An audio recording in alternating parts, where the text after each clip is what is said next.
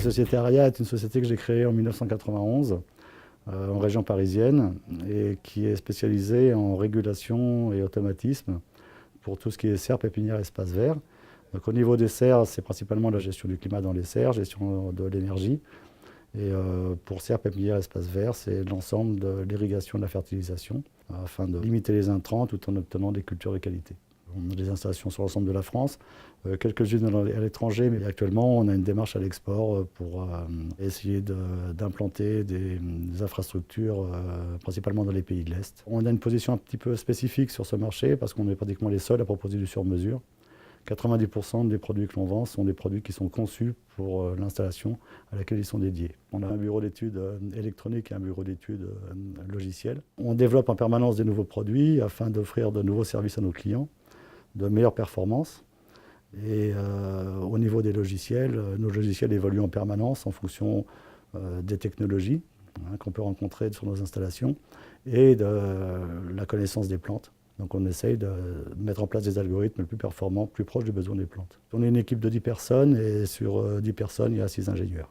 Notre métier, c'est le process, donc c'est d'appliquer de l'électronique et du logiciel à l'optimisation de la culture des plantes. En fait, l'objectif du projet était de reconcevoir entièrement notre plateforme électronique qui nous sert de support à la fabrication de nos automates pour apporter plus de connectivité, plus de performance.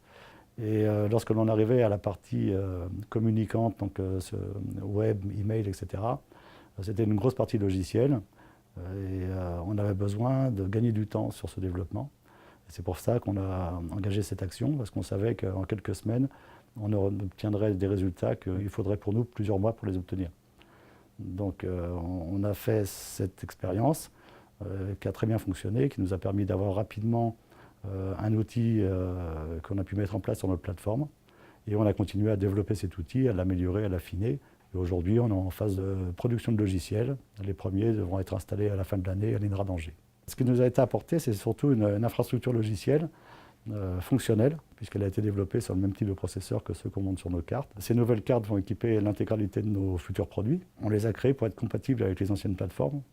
C'est-à-dire qu'on va pouvoir proposer à nos clients des extensions de leurs installations, uniquement en remplaçant la carte processeur, et pouvoir leur proposer de nouveaux services de suivi et de maintenance à distance.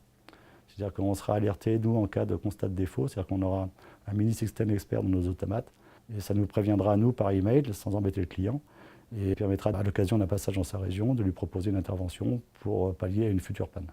Il y a encore beaucoup de choses à développer sur ce produit, puisqu'on va mettre en place un service de maintenance structuré, on aura besoin de quelqu'un pour gérer ce service. Donc certainement une création d'emplois pour l'année prochaine.